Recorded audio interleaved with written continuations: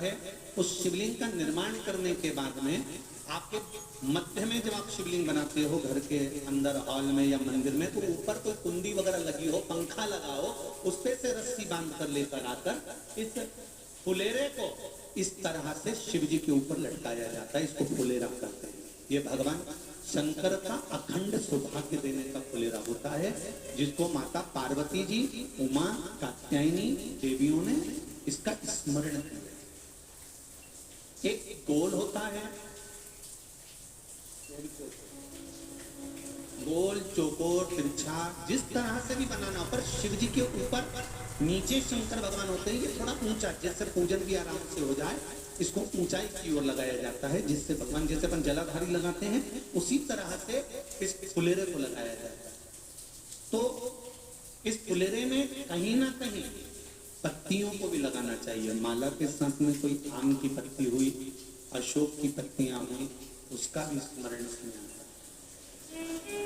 महाराज उसका भी स्मरण, जैसे भगवान देवाधिदेव महादेव का शिवलिंग का जब दर्शन हो गए, सबको फुलेरा का, अरे जिनके तो बोलो हो गए ना। और जितने लोग आस्था पर सुन रहे हैं, जितने लोग फेसबुक यूट्यूब पर सुन रहे हैं, अगर आपके स्मरण में फुलेरा नहीं हो तो उसका दर्शन अवश्य करिएगा। शिव मंदिर में अगर जलाधारी भी लगी हुई है तो जलाधारी से फूल बांध कर नीचे की ओर लटकाना चाहिए, पर लटकाना चाहिए, फुलेरा बनाना चाहिए।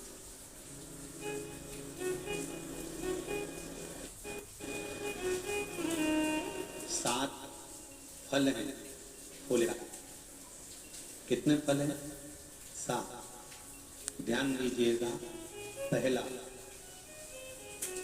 फुलेरा जो नारी व्रत करती आती है और व्रत कर्म उसका चलता रहता है, उस व्रत कर्म के अंतर्गत मान लो किसी कारणवश बीमारी में, कोई कमी के अंतर, कोई सूतक सावड़ के अंतर्गत अगर नारी पूजन नहीं कर पाती है, पूजन नहीं कर पाती और उसने केवल फुलेरे का दर्शन ही कर लिया, अपने पलंग पर पड़ी पड़ी हुई फुलेरे का दर्शन कर लिया है, तो नारी को हरतालिका तीज के व्रत का फल प्राप्त हो जाता है। 7 फल हैं भगवान शंकर के हरतालिका तीज के फुलेरे का। पहला फल व्रत का मूल। दूसरा,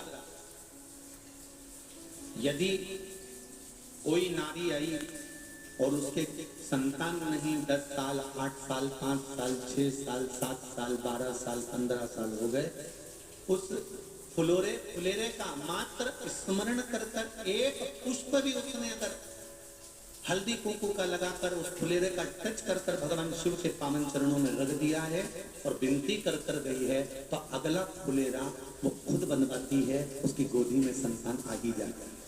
अगला फुलेरा वो खुद बनवाएगी, के जाएगी, जीजी अगली बार फुलेरा मेरी तरफ से बनवा देना, मंदिर में फुलेरा मेरी तरफ से लगवाना, अगली बार जब तुम पूजन करो तो फुलेरा मेरी तरफ से बनवाना। ये फुलेरे का मान। तीसरा,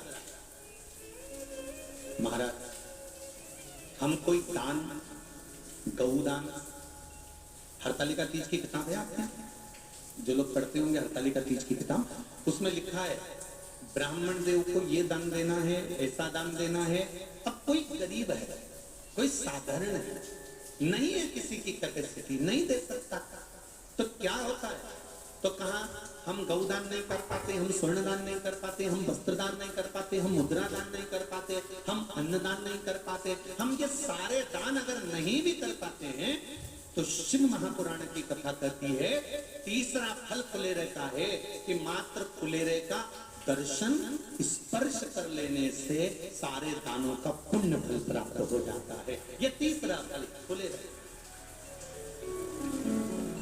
अब हरतालिका तीज का फुलेरे का चौथा महत्व है महाराज।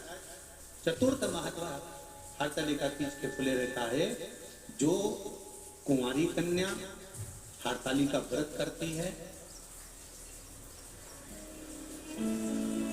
पहली बार जो हरतालिका तीज का व्रत करती हैं या हरतालिका तीज का उद्यापन कर देती हैं, या किसी कारणवश शरीर ऐसा नहीं रहा कि बिना पानी के नहीं रह सकती, तो 2 बूंद अगर उन्होंने पानी भी पी लिया है या कोई कारणवश एक कुछ गलती हो भी गई है, तो मात्र फुलेरे का दर्शन कर लेने से वो गलती शंकर स्वीकार कर उसको क्षमा कर देते हैं। ये चतुर्थ भाव है।